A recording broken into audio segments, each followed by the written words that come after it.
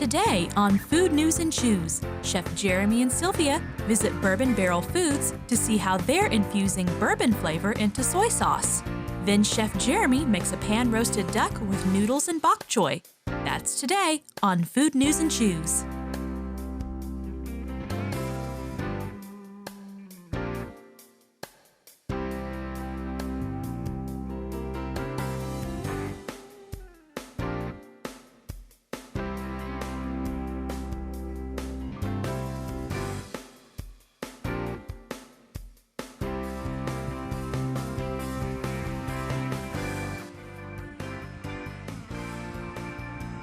Food News and Chews is brought to you by these proud sponsors. Alltech, helping farmers feed the world. Azure Restaurant and Patio, worldly influenced, locally inspired. Sullivan University, offering higher education for people with higher goals. Azure Catering, catering the most important events, yours. Critchfield Meats, fresh, high-quality, all-natural meats, guaranteed.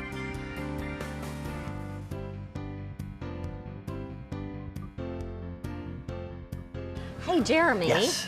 Today it's all about bourbon. And this is my favorite topic. I mean, I love bourbon, or bourbon loves me too much. You know, I got to be careful with the stuff. Hey, I'm going to begin with a quiz. Yeah.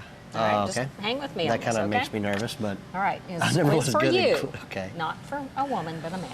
Okay, do you have trouble walking past a Banana Republic and not going in and buying clothes? Not at all. Okay. Number 2. Banana Republic. Do you own 20 pairs of shoes? I have 3 pairs of shoes. Okay.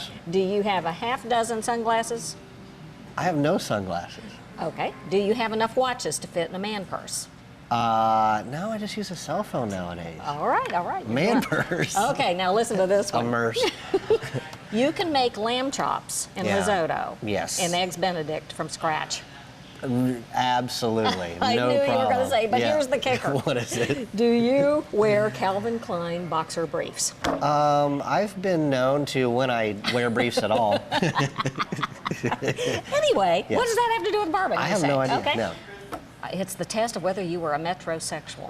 Okay. Bourbon and all the brown drinks that are so Yeah. popular now, like ale and all those kinds of things, Yeah. are now men are wanting to be more manly again. Don Draper, remember in Mad Men, where he's like beer, sipping and all Oh, that yeah, the kind of Mad stuff. Men, the Yeah, stick, so yeah. they're rejecting Pabst Blue Ribbon and Hue de Pole and all that, and they're going to brown drinks. Well, yeah. And that includes bourbon. So you are not, well, you flunked one of the questions, so you're not exactly, you're a manly man. I am a manly Except man. for you know how to cook. And I do know how to cook.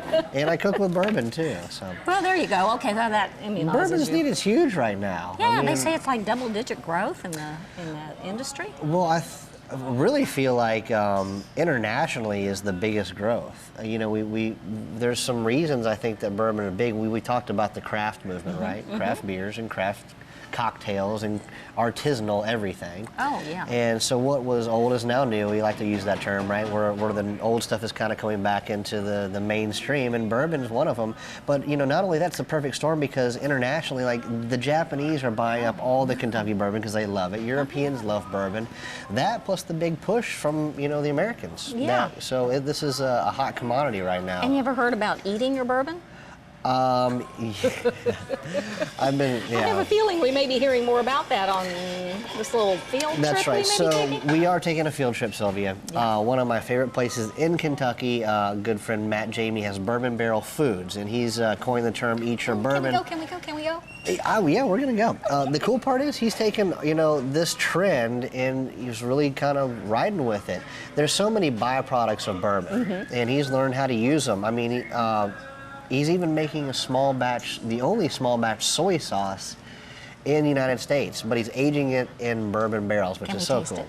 Yeah, we're gonna taste it. That's right. Oh, yeah. But what else is, you know? Yeah, oh, and the history of soy sauce. I mean, that's Soy, become yeah. very popular. You know, what was it, between the 3rd and the 5th century of China? Go ahead, tell me. That's pretty good, Sylvia. Yeah. You know, I don't really know much of the history other than what you just said too. But you're It's talking from about all over the world. one of those. It's a household thing. I mean, nobody For steaks lives or without rice that. Yeah. or I mean, even on the soy sauce label it says all-purpose seasoning. I mean, you can use it on anything.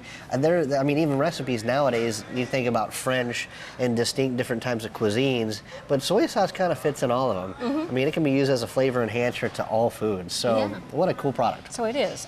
So that's going to be neat. We're going to maybe get to taste that. Yeah, we're going to kinda definitely going to taste stuff. that. And there's a neat thing in Kentucky. This whole bourbon craze is a Kentucky boon. Yeah. With our economy, and then there is the All through the bourbon South trail. too, but we get to have rights to it. I know, and the places that you can go, like all these distilleries are so storied about the past. I forget some astronomical number of bourbon barrels roll out. And what is that? There's more what is it that bourbon Pierce barrels in Lyons Kentucky says? than people in Kentucky. Yeah, that's what Pierce Lyons always says in that's right. his speeches and in his presentations, and only the way that Pierce Lyons can Yeah, he has deliver. a way He of has doing a that. delivery. But that whole bourbon trail thing is real exciting, and I was looking up, it was like 120,000 people go through this bourbon trail thing. We're talking about destination tourism, and you know that's a big thing of the future. I think is going to be agritourism. Yeah. And we've kind of got our own little Napa Valley, Sonoma County That's thing what it's going like. on. Wine country, but like it's wine bourbon country, but it's country. bourbon, and it's Why super didn't cool. anybody think of this sooner? Right. Well, I mean, the craze wasn't there, but now there's so much mystique behind the making of it, the aging of it, the people behind it. You know, I love going to wine country because, you know, you see people on these labels that you think are famous. They're these winemakers, but you go and meet them and shake their hands. That's right. And they're just cowboys or farmers walking in with a hat on going, I'm glad you like the juice. You know, they don't know that they're just icons. And the same thing with our bourbon makers now. I love it. They're Hey, heroes. buddy, hit me.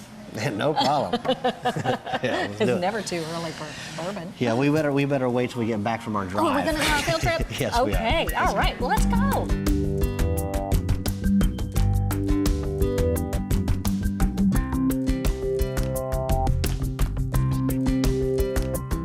Hey, Jeremy. Yeah, What an exciting field trip know. we are going to have. one of my favorite places in Kentucky. Yeah, we're with Matt Janey, Yes. who is owner-founder in 2006, as I understand it, with Bourbon Barrel Foods. Yeah.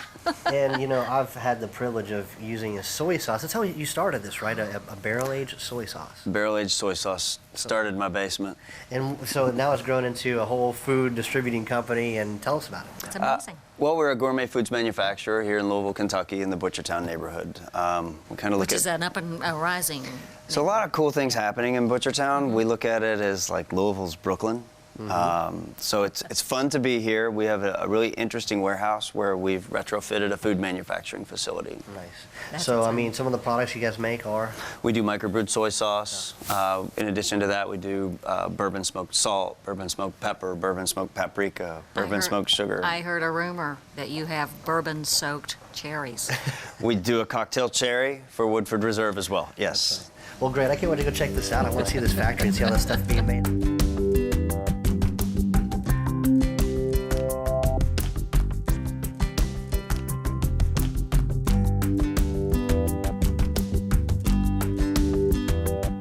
You can see the kettles are steaming, so we're cooking the beans, right? Is that what I smell? Yeah. There's odor in the air. Yummy. They have to be cooked and softened. Wheat is roasted, so it's essentially a pan-roasted wheat. These large boxes are cooling beds, so the beans will come out of the kettle, go in the beds. The wheat gets mixed in. They have to.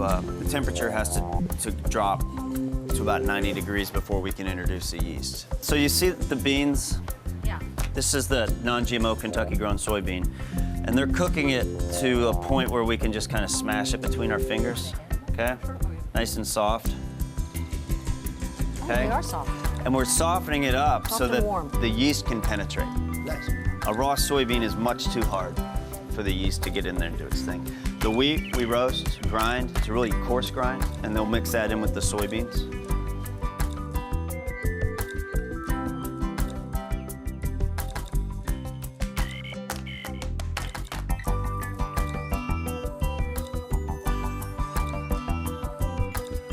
Incubation room, koji, you saw those three things, the soybeans, the wheat, the yeast come together to make a koji.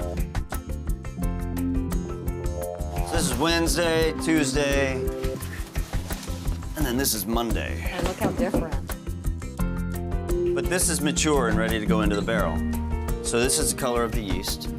this, you can kind of see it's starting to turn a little white on top. You see that haze on some of the beans? Here, yeah. Yep. Okay. So that's the yeast starting to take hold. And then when it's done, when it looks like that, it goes into the brine. We have water trucked into us from Bardstown. Nice. We all know what happens in Bardstown. I think 90+% of the world's bourbon is produced there. A lot of it has to do with the water source that's there. It's that limestone filtered Kentucky spring water. It's a hard water. It's a water that has body. Also, those minerals and nutrients in there react well with yeast. So soy sauce varies between 18 and about 24% brine. That's the salt content of the water. A lot of salt. Ours is 22%. But our sodium levels, as we've had it tested, you know, it's still lower than some of the leading brands. Low sodium soy sauce is always an after process.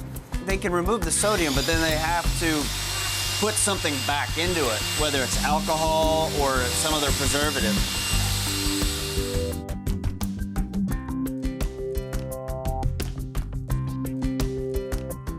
The yeast will remain active in these for about 6 weeks. And so they'll aerate every day. And if you get your ear close to that, you'll hear some bubbling, some hissing underneath it.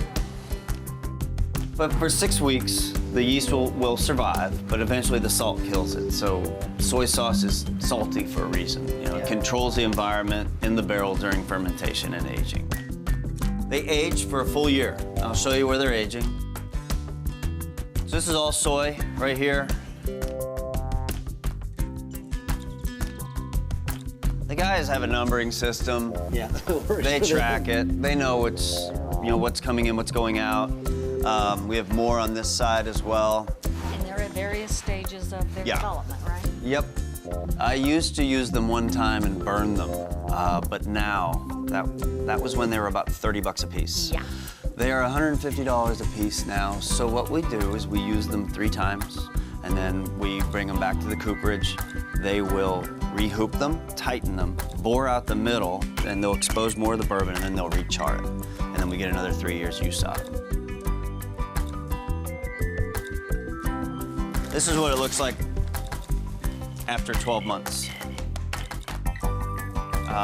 This is Ken 2.0. So my dad's name is Ken. You walked past his desk in there. When we started, he built all the boxes in there, all these beds, the shelving system in there. And then we had 2 generations of presses before Ken 2.0. We had Ken and we had Big Ken. So this is Ken 2.0. He's trying to get a nice, thin, even layer here so that the muslin doesn't break.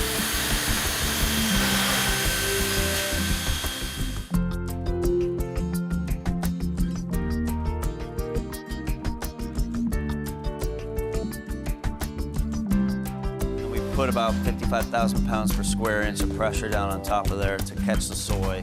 We just crudely filter it at first, and then we'll pasteurize it, filter it, and polish it again before we run it down the bottling line over here.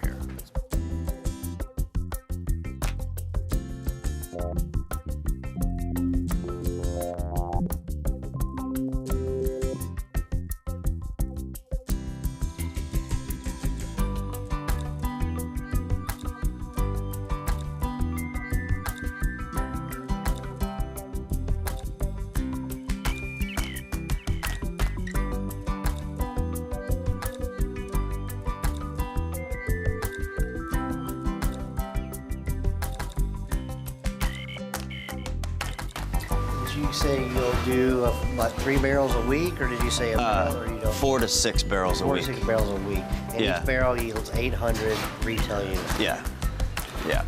That's on a good yield. And you can't keep it on the shelf. Can't keep it on the shelf. I think you got something here. Well, the cool thing is we have had two really large groups of Japanese business owners in. Okay, the last one was here on a Rockefeller scholarship, and they toured 4 different cities in the U.S., but they went from D.C. to Louisville.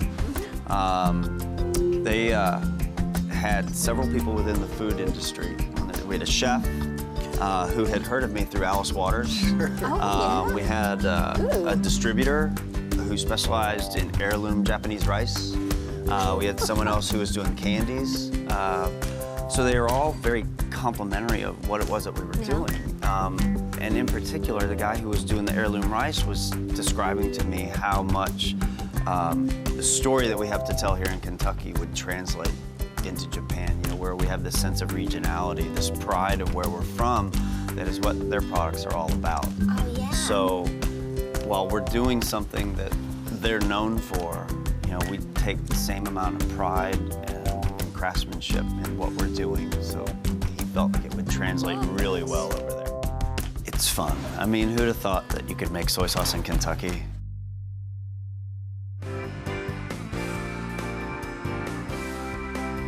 Hey, Jeremy, that was a great tour. Thank you, Matt. You're very welcome. Wow. And where are those cherries? Right, the bourbon soap want cherry. the You know, I'm cherries. like a kid in a candy shop in this place, right? I mean, all this stuff to play with, and so we're And gonna you're going do. to use everything, right? I'm gonna try, because why not try to put as much of this great stuff into one dish and still kind of keep it a little bit Kentucky? I mean, in one sense, we're gonna do a little roasted duck, which is not from Kentucky, right, or from the region, but some of the ingredients are, especially Matt's stuff. Oh, yeah. So this is like an Asian influenced dish, which of course, you know, sparks me. If we're going to play with soy sauce, we want to take that little would be route with natural. it. So, well, guys, I want to start out with a duck breast. If you guys want to use chicken, that's fine. Skin on, preferably, for the fat content. Everybody likes the crispy skin in chicken or duck. That's my favorite part, actually. So, Matt, you know, he's an ex-chef, so he's going to be searing some duck for us. I'm but with first two of all, experts here. you know, I want to use this chef's spice blend, because I mean the smoke and, you know, undertones of this stuff is amazing. So I think it's going to be smoky perfect. smell. And look at It the permeates. colors. Look at that, so sweet. on the duck. So we're going to fire up this pan. Does this make you go back to chefing days? High heat. Of course, you haven't gotten that far away from it, have you? No, I still do a He's lot still of cooking. cooking, yeah, he's still we did cooking. family meal in here yesterday. For the staff? Mm-hmm. We'll have fun. So duck, I'd say a good, you know, just liberally coat with the chef's blend on both sides, because nobody wants one-sided food. Do both sides, not just one. The pan's getting hot. The one thing about duck is this a big fat cap that we have to render out. So there's different schools of thought on how to cook duck. I've always kind of heated the pan mildly, not you know, a whole lot. And you know, Matt knows the trick too. We'll add a little bit of oil and go skin side down. This is my role. Oh, thank you. Right. I'm really good at that, Matt. You didn't have any job openings? Sure, you're hired. Right. All right. So oil's heating up. Go ahead, Matt, and drop the duck breast in there, skin side down. The one thing about that I like to do is sear the skin side crispy, then flip it over and just kind of kiss the meat. And then Kiss we'll go the meat. back into the oven with the skin side down. So while the duck breast is in the oven, the pan's touching the skin and getting crispy the whole Kissing time. it. Kissing it, that's right. So we're gonna let that render. In the meantime, I wanna make some kind of cool glaze for when this duck comes out of the oven. Something that's directly for the duck, not on the plate. What I was thinking was, I really, really like this bourbon smoked pepper. I mean, very, very prominent. And I like Everything's the spicy smoked food. here. I mean, that's your claim to fame. It all has a bourbon influence to it. We do smoke some products, salt, pepper, paprika, sugar, but we barrel age as well. Yeah. Well, let's try about, I don't know, a And little bit by more the than a way- teaspoon of bourbon smoked black pepper. Then this sorghum, I'm pretty much in love with. We'll do about twice is as a much real Kentucky sorghum dish. as pepper, so 2 to 1, so about 2 teaspoons or so of sorghum. Then I want to hit it with a dash of his Worcestershire sauce. So guys, you want to see What do you this? think? We're getting a little bit of color. A lot of it is from that beautiful spice blend we have. Oh, yeah. But at this point, we'll go ahead and give it a little bit of a flip and just kind of kiss it, because remember, we're going to go in the oven. How long do you do this? Well, it's kind of hard to say because duck breasts can be different sizes. Uh-huh. But I shoot for a medium rare. I mean, the searing part, we're just going to lightly kiss this side and go right back to the skin. And this part's going to go in the oven. That way, the skin crisps the entire time. Skillet and all. Skillet and all. That's why we use these little cast irons. So Yeah. they go great in the skillet. This goes in here. I'd say a good 10 minutes is where I like it. I want it medium rare. I don't want it cooked longer than that. If you want to go to mid-well, add 3 more minutes to your cook time, or medium, Okay. add 3 more minutes per temperature. Yeah, So. okay. Anyway, You customize this, this right? glaze is wonderful. So guys, we're going to reserve this for the duck, and we're going to move on to a little noodle salad. Asian noodle salad, if you guys want to, you can use, you know, lo mein from the store. This was just a dried kind of ramen-style those noodle like, that I bowled off. Oh, Yep, and to this, I want to add kimchi, which is a fermented cabbage. Where can you get that? Asian grocery store. Very common nowadays. You can find it in most grocery stores, actually, because it's so common. A little bit of scallion. I'd say quarter cup. Then I'm using some lump crab meat. This is optional. I just think, I like mixing things like crab and duck. I think it's really, really good. And then my favorite product on Matt's shelf is Kentucky Yaki. Tell us about the what's in this. Well, when I started the company, I didn't think we'd get into this, cutesy sauce name thing, but this one was way too good to pass up. That's irresistible. Kentucky style teriyaki. Oh, man. I could eat just that. All the same ingredients, except we're using sorghum, which is a Kentucky product, and we're flavoring with a little bourbon, so you make teriyaki Kentucky Yaki. Great. Do you use the soy sauce at all with that? There is soy in there. Yes, there is. Well, we're going to add a good quarter to half cup of Kentucky Yaki to the noodle salad. We're going to let that chill while the duck cooks. If you guys can, put it in the fridge for a little while. Let it marinate, because that's really want the juice to soak into the noodle. Okay, guys, duck is rolling in the oven. It's 8 to 10 minutes to get to a nice mid-rare. So it's cooking away. For a side dish, we're going to have some more vegetables, right? Got to make this a well-balanced plate. So bok choy is a natural thing to go to with duck and Asian noodles. I love this stuff too. I mean, it grows year round here with all the high tunnels and greenhouses. So, we get a lot of it. I get it all the time. You can find that anywhere. It wilts down. Popular. I usually like the leafy green part, but also a little bit of the white. It's like super crunchy, a little watery, very refreshing. I'm going to throw a little oil in the pan and let Matt saute this up. We're going to let him exercise his chefing Chef muscles Matt here. rocking it out with some bok choy. And the cool part about this is, I think the lemon peel from this lemon pepper he's got is really going to, give a nice acid. Water and oil. Water and oil, they don't mix. There you go. Look at you. Rock and roll, man. Technique comes back. So we'll do the lemon pepper. Get that Hey, good.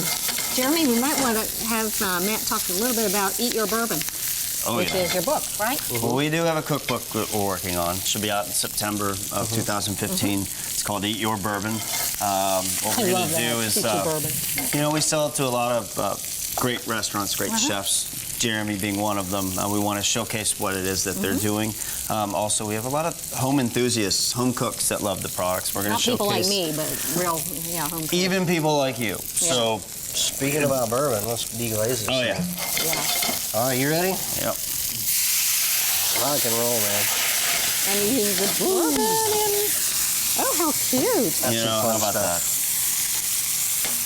Now, that's something that's definitely local around here, huh? If there were an audience, they'd clap. I know. Oh, I missed my cue. That's what I'm see how good we at, did, too. man. Oh, that looks delicious. I think we're there. Awesome. So we use the bourbon smoked salt, the lemon pepper. Fantastic. That's rolling. And the last component of the dish is so bourbon smoked cherries for a sauce for the actual plate. Hit with a little bit of the bluegrass soy sauce. Maybe a teaspoon worth. And then we need a little bit of something glazy, so the bourbon smoked simple syrup. Simple syrup. That way it kind of holds to the plate a little bit. Everything is made with the bourbon, too. It's a bourbon. Anything you do with bourbon, A lot of the products that Jeremy's using in this glaze, the cherries and the simple syrup, we've been fortunate enough to have a licensing agreement with Woodford Reserve Distillery. So we make products for them and sell their products as well. So let's take a look at the duck breast, guys. This guy coming out, definitely finished. Yep. So I love the color. That looks beautiful. That spice blend gives the meat rich and dark, and you can tell that skin's nice and crispy. That's exactly how we want it. Let's start out. I bet it tastes great anyway. With our noodle salad.